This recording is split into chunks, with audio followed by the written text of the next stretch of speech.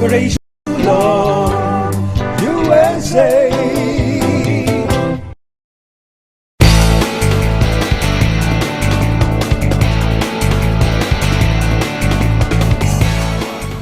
Maraming salamat mga ka-Pilipino at mga ka-OFW. Minsan pa, isang natatanging paglilingkod ng pambayan ang isasagawa ng ating himpilan. Utusa.tv, the first internet television in the world na nagba-broadcast sa loob ng inyong Facebook. At mula sa ating studio sa Los Angeles, California, United States of America, ay ihahatid ko po kayo sa loob mismo ng Senado na kung saan ay ating pong kakaugnayin ang isa sa ipinagmamalaki na senador ng ating bansang Pilipinas, wala iba kundi si Senador Bongbong Marcos. Pero bago tayo magtungo doon, ay nais ko muna patunayan sa inyo na tayo po ay nasa loob ng Facebook. Ikiklik ko itong www.utusa.tv para malaman po ng 63 bansa sa buong daigdig na tayo po ay nagbo-broadcast sa loob ng Facebook. At yan, akin pong i-click www.utusa.tv at tayo po ay nasa loob na ng Facebook na kung saan dito natin kakaugnayin ang senador na atin pong kakausapin ngayon para makausap at marinig ng mga OFWs na nakabukas ang kanilang mga Facebook sa kasalukuyan. Tayo po ay nasa loob ngayon ng Facebook. So, mga ka-Pilipino, narito po, ating kakaugnayin at papasok po tayo sa loob ng Senado sa tanggapan mismo ni Senador Bongbong Marcos. Good morning, Senator. Good morning, Manny, at good morning sa lahat mga nakikinig. Bumabati ako mula dito sa Senado, sa Maynila. Good morning sa inyo lahat.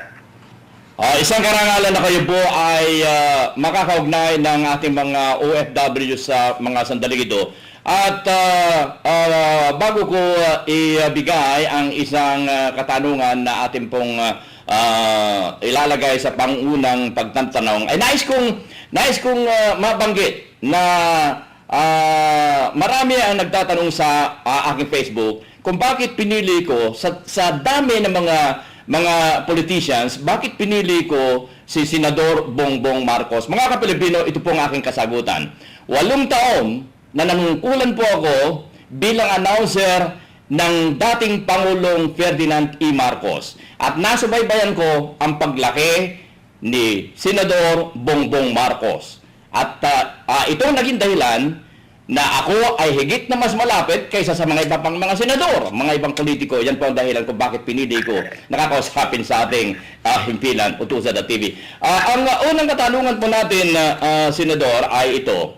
Kayo po ang chairman ng Senate Committee on Local Government and the Committee on Urban Planning. Paano ninyo maitatay up ang anumang programa ng inyong komite para sa aming mga OFWs? Well, una-una yung sa pamahalaan lokal. Alam mo naman ang patakbo ang mga issue sa pamahalaan lokal, local government, ay tungkol nga sa pagpatakbo at sa pagbigay ng serbisyo, patakbo ng pamahalaan sa grassroots level at pagbigay ng serbisyo sa ating mga kababayan. Alam naman natin na ang bumubuhay ng ekonomiya ng Pilipinas ay ang mga remittances ng ating mga OFW. Kaya naman, para naman bilang serbisyo, ginagawa namin ang lahat na ang mga ating mga local government units, yung ating mga probinsya, lahat ng lalawigan, lahat ng ating syudad, lahat ng ating mga municipal mabayan hanggang sa barangay level, ay hindi lahat yun nila inyong mga kamag-anak, inyong mga kasama, inyong mga sinusuportahan ay aming binibigyan ng serbisyo. Sa committee naman ng housing at saka urban development ay ang bumubuhay din ngayon ng pumuputok na bumubulusok ng gusto yung real estate dito at ang naging dahilan diyan ay ulit ang mga remittances ng OFW. Kaya Sa housing naman, binabantayan namin na mabuti na hindi magka-problema ang mga gumagawa, bumibili ng mga bahay, ng mga condominium, at hindi lamang para sa, bumibili ngayon, hindi lamang para sa kanilang mga pamilya, para sa kanilang mga sarili, kung hindi pati pag-investment. Kaya kung minsan, pagka-investment na ang ginagawa, baka magkalukuhan, baka magka-problema, baka hindi maayos ang pagsunod sa batas, pagsunod sa mga procedure. Ito ang aming mga binabantayan para naman yung ating mga bayani na kagaya ng paulit-ulit natin sinasabi buhay ng ekonomiya ng Pilipinas ay hindi mahirapan at magamit naman nila yung kanilang nakamtan dahil sa kanilang sipag, sa kanilang tiyaga at sa kanilang sakripisyo. Kaya ito ay napakalaking bagay ngayon sa lahat ng pamahalaan, lahat siguro ng nagsisilbi sa gobyerno, napakalaking bagay na naseservisyohan at naaalalayan at nababantayan ang ating mga OFW, hindi lamang sa yung OFW na nagtatrabaho, kundi pati na yung mga kanilang pamilya. Marami kayong ipinanukalang batas at naging batas, Senador. Pero wala kaming nalalamang inyong ipinanukala na batas hinggil sa OFW. Bakit po? Wala pa kasi ako, meron kami pinag-aaralan namin, may pagka, kasi tinitignan ko, marami akong kaibigan na nagtatrabaho sa Department of Labor, at pinag-aaralan namin kung paano, ano ba talaga ang pinakamaganda namin pwedeng gawin para tulungan ang ating OFW. Ngayon, nakita namin ay ganito.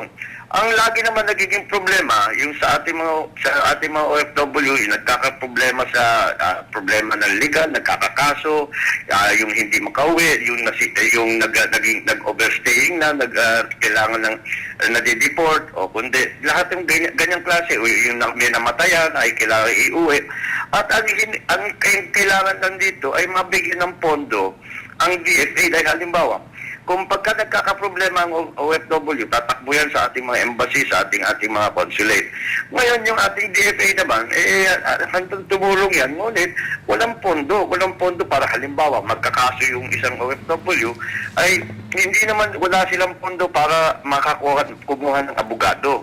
Dahil hindi naman maaaring abogadong galing dito sa Pilipinas, kailangan abogado kung saan yung kaso. Ngayon, ang nakita namin, may pondo naman sa OWA na napakalaki na hindi nagagamit.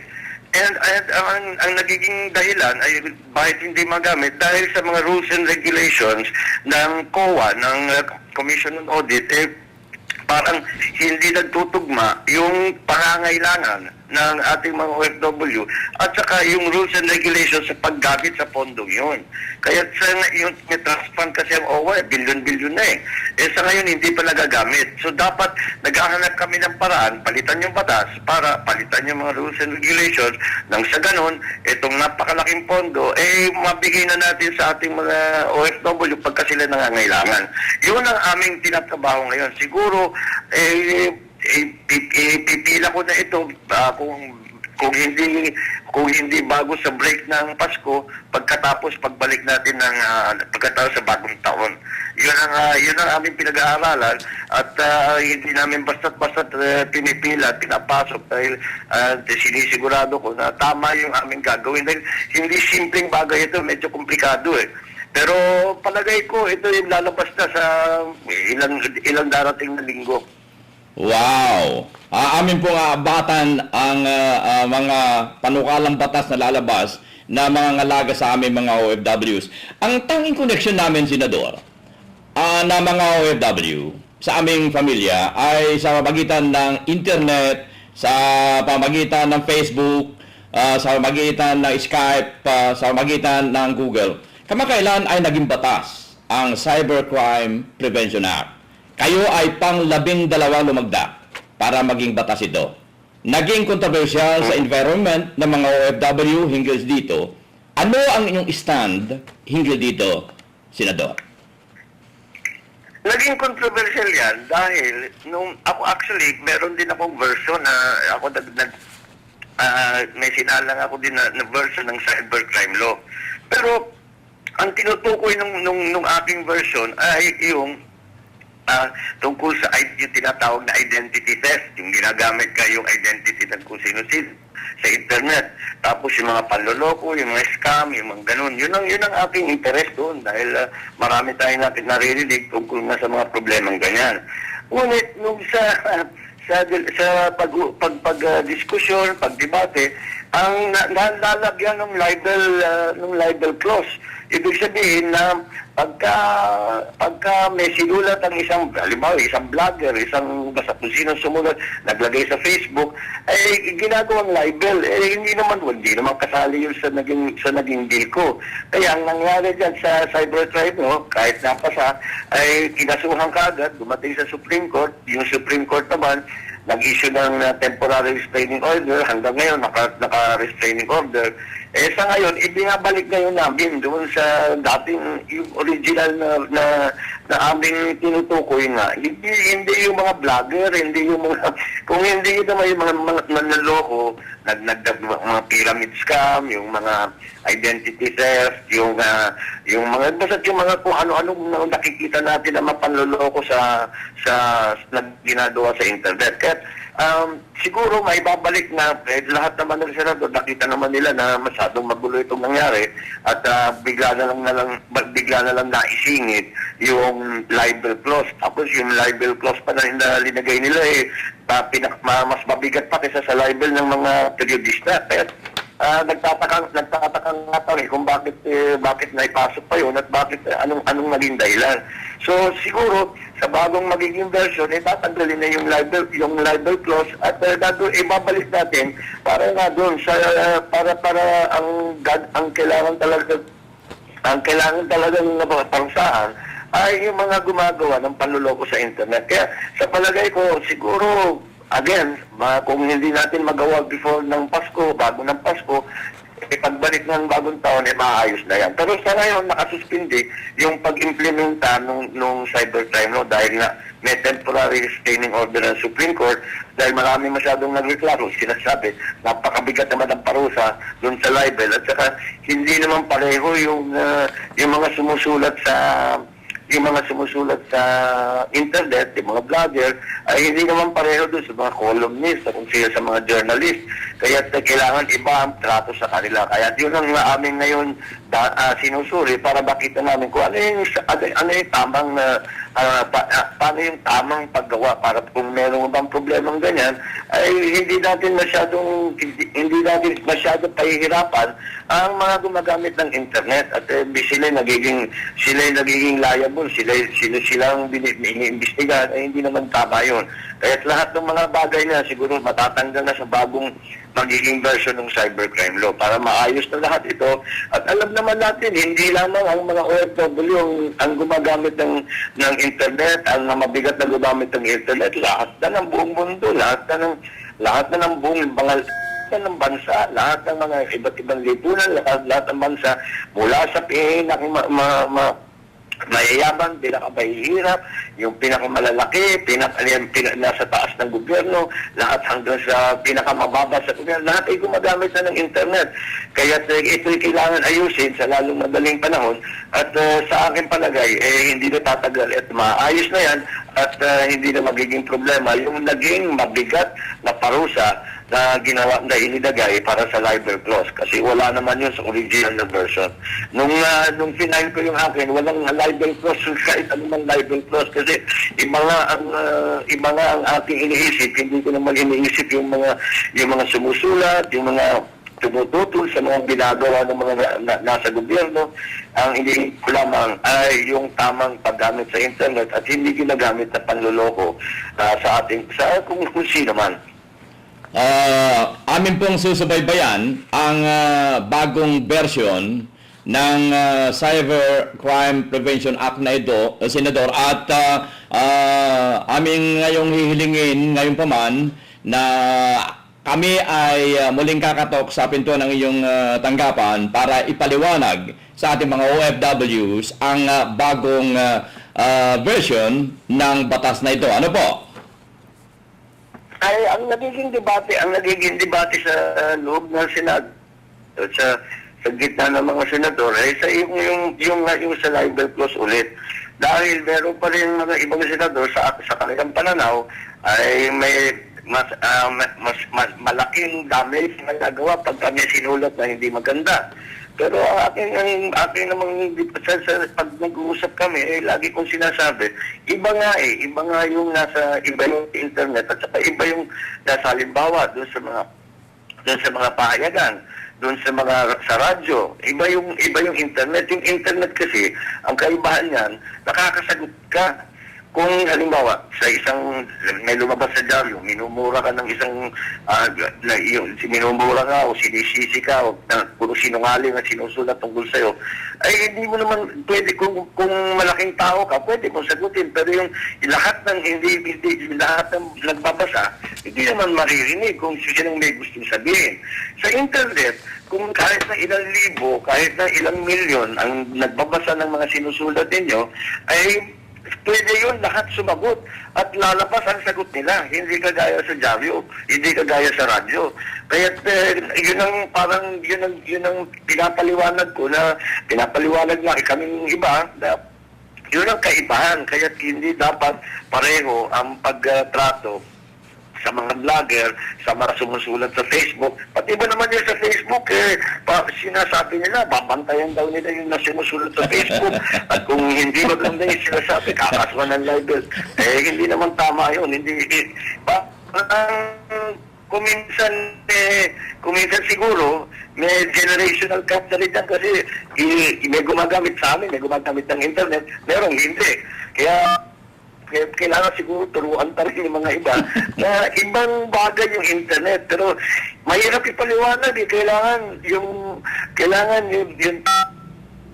senador man o kung sino may sumusulat ng mga batas ay talagang gumagamit ng internet nang maunawaan nila kung ano ba talagang ibig sabihin, paano ginagamit ng tao, ano ba talagang meron doon sa internet. Kaya mahirap kaya nangyari dyan. Palagay ko nangyari doon dahil hindi nga gumagamit ng internet, hindi nila naunawaan kung ano ba talaga yung internet, ano ba yung internet sa buhay natin, sa paano natin ginagamit. Siguro dahan-dahan, learning process siguro yan, dahan-dahan siguro, maunawaan na nila kung paano talaga ang internet, ang gaano ka importante, hindi lamang sa lahat sa trabaho natin, sa personal natin, at lalong-lalo na sa ating mga OFW. Araw-araw, Senador, ay nadaragdagan ang bilang ng mga umaalis na OFW para magtrabaho sa iba't ibang dako ng daigdig sa iba't ibang bansa. Nabansagan tuloy ang Pilipinas na human exporter. Ano ang inyong masasabi dito, Senador? Well, ganyan talaga ang naging trend sa atin.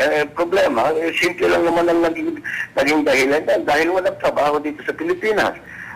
Kung nagsimula yan nung mga 70s, early 70s, nagsimula lahat yan dahil nung nagka-oil crisis, biglang yumaman ang mga mga oil producers sa Middle East, nagsagawa sila ng napakalaking construction project na taon-taon na binitay. Doon tayo nagsimula. At nagpadala tayo ng tao doon. Pero, ang plano nung panahon ng aking ama, ang plano ay temporary lamang. Hindi naman, kasi pag nagsasamantala tayo na take advantage tayo na may magandang opportunity, may magandang pagkakataon na ang ating mga kababayan ay makatrabaho sa ibang bansa dahil may malalaking project. Pero ang plano dyan ay babalik ulit dito sa Pilipinas at in fact, may malaking programa noon na para sa mga OFW na natapos ng kontrata ay babalik sa Pilipinas. Tapos may programa kung paano turuan at i-training yung mga bumalik sa OFW para makatrabaho ulit dito sa Pilipinas. Pero ang pinaka-importante dyan ay may trabaho dito. Kaya lahat naman tayo sa ating nakikita natin may nagkakaroon ng social effects dahil sa mga pamilyang yan na magkahiwalay, nagkakaroon kung ano-ano, nagbabago na ang struktura ng ating pamilyang Pilipino. Kaya kailangan pag-isipan talaga natin, huwag lang tayo sasakay lang ng sasakay, na umaasa na lang na umaasa na nag-export nga tayo ng ating, yung ating yung pinakamagagaling natin, yung mga iba, umalis na dito. Yung ating halimbawa, yung mga nurse natin, yung mga doktor natin, yung tinatawag na brain drain, dahil-dahan, yung mga engineer natin, pati yung mga skilled laborers, nasa labas na lahat. Kailangan natin kung yung bansa natin ay lalago, yung ekonomiya natin ay lalaki, ay kailangan natin yung lahat ng mga magagaling na Pilipino na magtrabaho para tulungan naman ng Pilipinas. Merong lumabas na survey minsan at sinurvey nila lahat ng mga OFW, lahat hanggang mula sa mga professional hanggang sa unskilled labor. Ngayon, ang tanong kung papayag ba kayo, kung may trabaho sa Pilipinas, papayag ba kayo na umuwi na, magtrabaho na lang sa Pilipinas, pero bawas ng konti yung sweldo ninyo? Ang karamihan nagsabi, hanggang kalahati, papayag sila. Kahit kalahati lamang ang sweldo nila sa Pilipinas, basta nasa Pilipinas sila. Kasi malaki nga naman ang savings nila, malaki imumura nila sa kanilang mga binibilihin, sa kanilang pagbiyahe. At saka pinakamalaking bagay, kasama nila yung kanilang pamilya. Nandun sila sa kanilang probinsya, kasama nila yung pamilya nila, mga kaibigan nila. Siyempre, lahat naman tayo, yan ang mas gusto, na hindi yung malungkot tayo na nasa labas. Ngayon, yun ang dun sa survey, nakikita naman natin na mas gusto ng Pilipino magtrabaho dito sa Pilipinas. Kaya kailangan ang solusyon dyan ay gawin talaga na isipin natin kung paano palakihin ang ekonomiya, paano dumami ang trabaho rito, na yung ating mga magagaling, yung ating mga masisipag ay umuwi na at dito sa Pilipinas magtrabaho ng sagat. Sila'y tumutulong sa progreso ng Pilipinas. Ngayon, pangalawa dyan, dati, ang pinapadala natin, puro mga engineer, mga professional, pati mga skilled laborer. Ngayon, ang dumadami ay unskilled laborer. Ang problema sa dumadami na unskilled laborer, talagang sila inaapi. Kasi dahil noon may kontrata, may magandang pwesto, meron silang employer, maliwanag kung ano yung kanilang kontrata, hanggang kailan, kung ano pa magkano ibabayad sa kanila, kung ano ng mga karapatan nila. Ang naging nangyari ngayon dito, dahil nga sa daming may mga illegal recruitment na, pero mga kung ano-anong pinapadala, hindi naman malang pagdating doon sa kung saan sila pinapunta, wala naman talagang kontrata. Yung mga ganong klaseng abuso, ay yun, talagang lumalaganap yan dahil sa unskilled labor, wala namang alam yung ating mga trabahador. Pagdating na lang nila doon, bigla na lang napakalaki ng problema, hindi na makabalik, hindi nila makalaban sa kanilang employer na inaapi sila. Yun ang mga dapat natin tingnan at yun ang dapat natin bantayan at tulungan. Kaya yun ang sinasabi ko, hindi naman yun ang intensyon ng pagsimula itong yung pandami ng ating OFW. Dapat yun because yung Middle East, yun na nga, yung, alala ko yung Saudi Arabia, billion ang ginagastos para gumawa ng kalsada, para magpatayo ng mga building. Dapat ang dating iniisip ay yun, may pagkakataon na magtrabaho tayo, para kumita sila ng maganda, pero pagkatapos ng building project na, hindi uuwi na, by project. Ngayon, hindi na. Basta't nagpapadala na lang ng tao, bahala na kung makahanap ng trabaho, bahala na kung may pwesto, bahala na kung may kontrata. Yun ang problema, hindi dapat ganun. At sa ilalim ng lahat, kailangan lagi natin iniisip, paano na natin pahuwiin ang ating mga kababayan? Alam naman natin na napakalaking sakripisyo para sa isang Pilipino, lalo na sa Pilipino.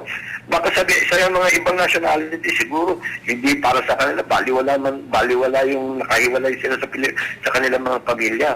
Pero mga Pilipino, mahalaga ang kasama yung pamilya, kasama na dito kasi yung bansa, ganyan tayo Pilipino Importante sa atin ang pamilya natin.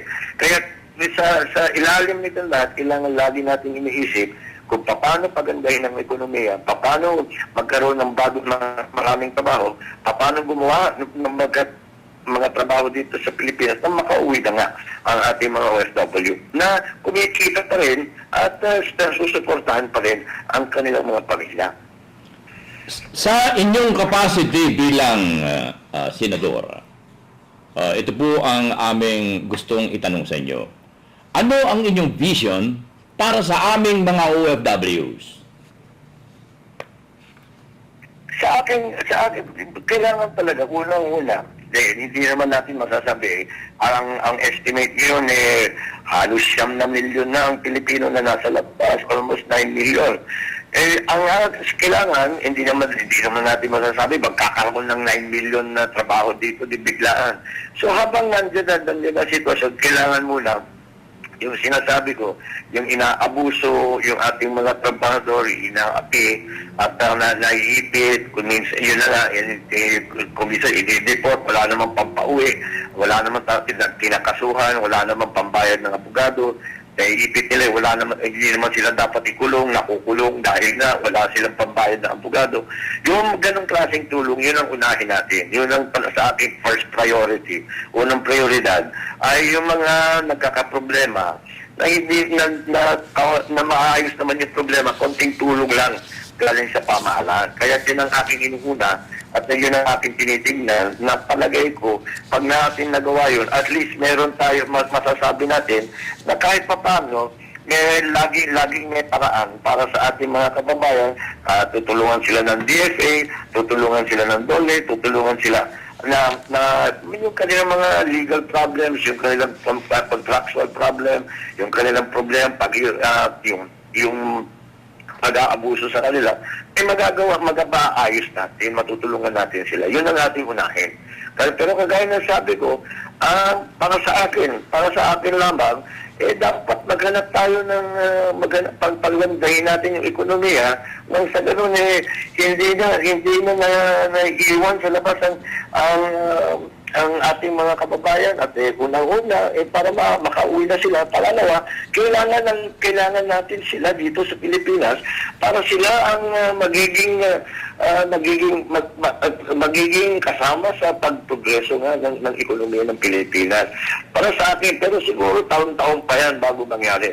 Ang unang prioridad para sa akin ay talaga tulungan ang mga nagkakaproblema at yun na nga, hinahanapan. Lahat naman, pag pinag-aaralan namin na mabuti yan, ang punot dulo pondo yung kagaya sabi ko, yung mga na-gobyerno naman gusto naman tumulong, gusto naman mabigyan ng konting ginhawa yung nagdudusa, yung mga nagdudusa na ating mga kababayan. Lahat naman yun lamang, yung pondo, meron nga kami na-identify yung trust fund ng hindi magamit-gamit. Pero nakakapagtaka, bakit? Kaya yung ginawa, kaya nagkaroon ng trust fund na ganyan, para nga dito Pero nagkabuhol-buhol na siguro yung mga rules and regulations, kaya hindi magamit. Para sa akin, ganun ang priority. Ang short-term priority ay tulungan yung mga nagkakaproblema. Kasama na doon pati yung mga sinacharge na fees para magtrabaho sa labas.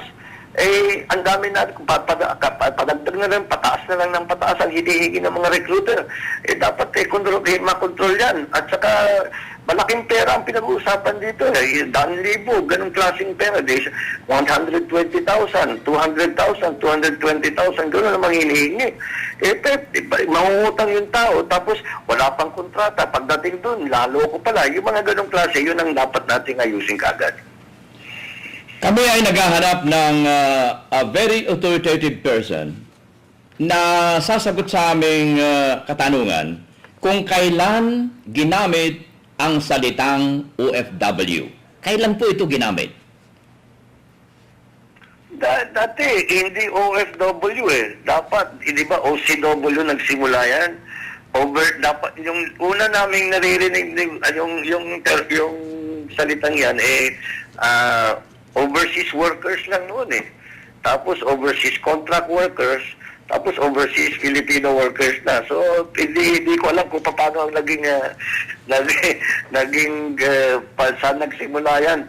Nung panahon nga nung aking ama, nung una natin pinadala yung ating mga trabahador at yung ating mga professional, yung panahon ng 70s sa Middle East, overseas workers lang ang tawag sa kanila. overseas contract workers, OCW. Dahil yung OCW, contract workers, by contract ang kanilang trabaho. Ngayon, medyo nagbago na ang sitwasyon at hindi lang by contract, kung minsan nagpapadala, iba na yung, dati construction lahat ang pinag-uusapan ngayon, pati caregiver na, pati na yung mga, pati doktor, pati nurse, pati lahat na ng klaseng profesyon ay napasok na. Kaya siguro pinalitan ng OFW. Pero kailangan ng pala magtatanong na ako at tignan natin kung kailan ba talaga nabuhay yung OFW, Overseas Filipino Workers. Alam ko na kayo po ay abala sa inyong tungkulin ngayon. Pero bago ang inyong mga panghuling pananalita, nais kong kayo ang unang makakalam sa proyektong isinasagawa naming mga OFW na kami magtatayo ng isang pabrika na kami ang magmamay-ari sa halagang $1 one factory. At dyan ay aming ititindig sa Quezon. Ang pabrikang ito ay Nano Wind Energy Service System. Ito ay imbensyon ng isang Indian na Nobel laureate na nihandog sa inyong lingkod para ito ay gawin namin pabrika sa Pilipinas para mabigyan ng kuryente yung mga remote areas through this Nano Wind Energy System. Kaya kayong una makakaalam dahil next year ay ititindig po namin ito. Panimula lamang ito sa aming proyekto na $1 one factory. Dahil isipin po ninyo ang 8 milyong OFWs, ilang pabrika maitatayo sa 8 milyon? Na tigwa $1 bawat isa, 6 na pabrika. Dahil sa nakaugnay ko na mga inventor sa Pilipinas, ang aming itatayo na pabrika ay mula sa imbensyon na pumasa sa pag-aaral ng mga accountant kung ito ay feasible or not, at kung feasible, ay yun ang aming pupuhunan ng mga OFWs with our $1 one factory. Yan po, kayong una nakaalam dito po sa aming proyektong ito. Maraming salamat at nasabi mo sa atin at maganda yata ang plano yan at meron akong konting kaalaman dahil tungkol dyan dahil dito sa Ilocos Norte nung governor ako yan ang naitayo namin yung pinakaunang windmill farm sa buong Southeast Asia. Kaya itong teknolohiya na ito naunawaan ko kahit kaunti. Ang kaibahan ng inyong sinasabi ay kaya nano wind ay imbis na yung malalaking windmill, yung maliliit para ilalagay sa mga ilalagay nila sa mga isolated areas, yung hindi nakakabit sa grid, sa national grid, sa electrical grid. That's right. Kasi ko maraming matutulungan yung ganyang klaseng teknolohiya dahil alam naman natin ang Pilipinas archipelagic, 7,107 islands, yung ilan dyan mga isla na yan ay hindi talaga nakakabit, walang submarine cable. Dahil ko kaunti lang naman ng tao, masyadong mahal yung submarine cable. Tamang-tama itong technology na ito. At baka gusto ninyong pag-isipan din, isabay yung solar. Dapat kung sabihin hand in hand yan kasi nagagamit para laging may kuryente kasi naman yung hindi naman laging umiihip ang hangin, hindi naman laging kuminsan bagyo, kuminsan lalo na pag tagaraw hindi na umiihip ang hangin, para naman may kasabay yung solar, yun naman ang kapalit kapag hindi nagpo-produce yung windmill. Pero yun lang sa palagay ko, yung inyong, kung umpisahan lang ninyo sa nano wind, palagay ko maraming gagamit niyan at magiging popular yung ganyang klaseng teknolohiya at maraming matutulungan para magkaroon na nga ng kuryente kahit sila'y nakakalayo masyado sa mga syudad, nakakalayo sila masyado sa mga power plant. Kaya bigyan niyo ako ng detalye dyan at baka matulungan ko kayo kung paano gagawin natin dahil kagaya ng sabi ko, ang magiging head agency dyan ay Department of Energy. Ilang taon na namin kausap ang Department of Energy dahil nga doon sa wind farm namin sa Ilocos Norte. At sa palagay ko, baka naman yung mga naging problema namin, yung naranasan namin, siguro baka makatulong kami dahil may konti kaming karanasan nga dyan sa wind power. Ang big difference nito, Senador, nanakawin ko na ang mga ilang sandali ninyo for this explanation dahil napaka-importante itong aming project nito ng mga OFWs. Sapagkat ang tawag ko rito ay $1, one factory. Yung $1 ng 8 milyon ay 8 milyong dolyar. That is equivalent to how many... That is equivalent to how many millions of pesos. At yan, dinivide namin sa $1 sa 8 milyong OFW, mapakapagtatayo kami ng 6 na pabrika. So imagine for the project $1, one factory. At magtungo ako rito sa nano-wind na ito. Ang big difference ng windmill na nasa sa inyo ay 850 pounds. Itong inimbento ng Indian na Nobel laureate ay 87 pounds lamang. Ang pinoproduce na wattage... Tama, kaya tawag ay nano. Yeah. Dahil mas maliit. Pero ang...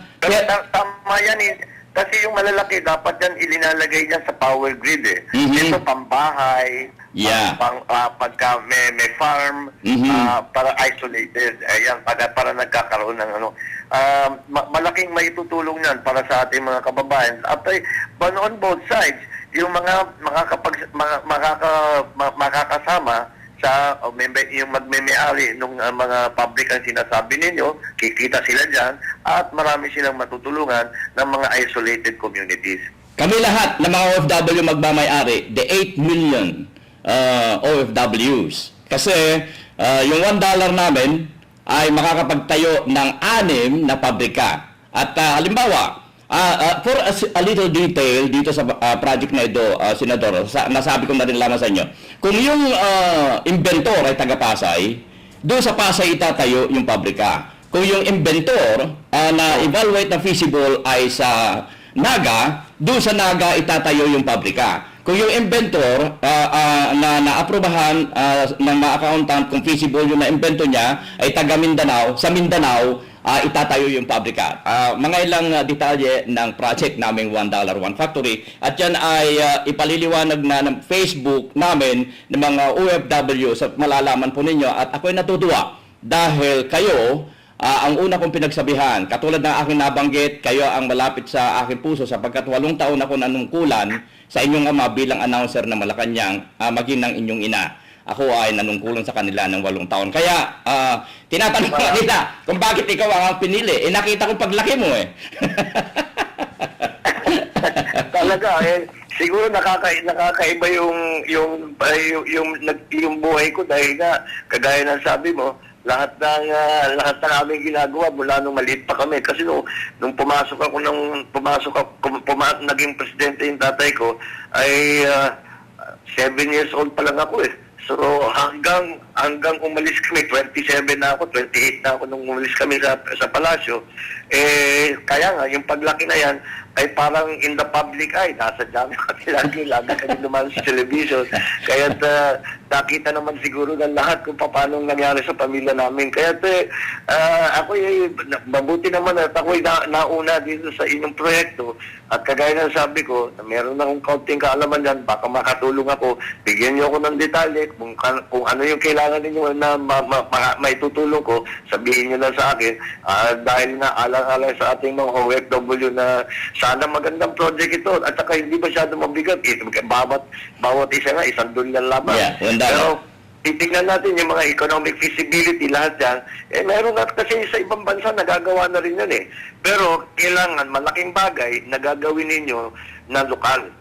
Dahil kung i-import yan, masyado nang mahal. Pero pag ginawa dito sa Pilipinas, hindi makakabawi naman tayo sa presyo. Kaya palagay ko magandang idea yan at palagay ko kikita yan pagka nagkataon. Okay, dahil sa alam ko kayo'y abala, nasa inyong pagkakataon para sa inyong mga huling pananalita sa ating pag-uusap ngayon para sa ating mga OFWs. Go ahead, Senator. Nais ko lang batiin ng lahat ng ating mga OFW. Kami naman dito sa Pilipinas ay alam namin ang inyong ginagawang sakripisyo. Alam naman namin na kung yung buhay nga ng ating bansa ay nasa inyong mga kamay, nasa inyong mga sa inyong sakripisyo, sa inyong tiyaga na magtatrabaho nang wala dito na malayo sa inyong mga pamilya. Kaya naman kami sasagawa namin lahat na maaaring gawin para kayo'y matulungan pag kayo nagka-problema at kayo matulungan para maging disente naman at maganda kaya pa ang inyong pagtatrabaho sa ibang bansa. Sana sa pagdating ng panahon ay maayos namin ang mga problema dito sa Pilipinas nang sa ganun ay kayo'y makauwi na at dito na kayo magtrabaho at dito na kayo kasama ng inyong mga pamilya. Yung mga sinasabi nagnanais talaga magtrabaho sa abroad nasa sa kanila yon. Pero yung mga gustong umuwi ay sana makauwi na. Pero in the meantime, kami ay naghahanap ng lahat ng paraan para pagka naiipit, nagkakaproblema ang ating mga OFW, ang pamahalaang Pilipinas ay makatulong sa inyo na tapat na kahit anong klaseng problema ay meron tayong sagot para sa ating mga OFW, meron tayong tulong para sa ating mga OFW.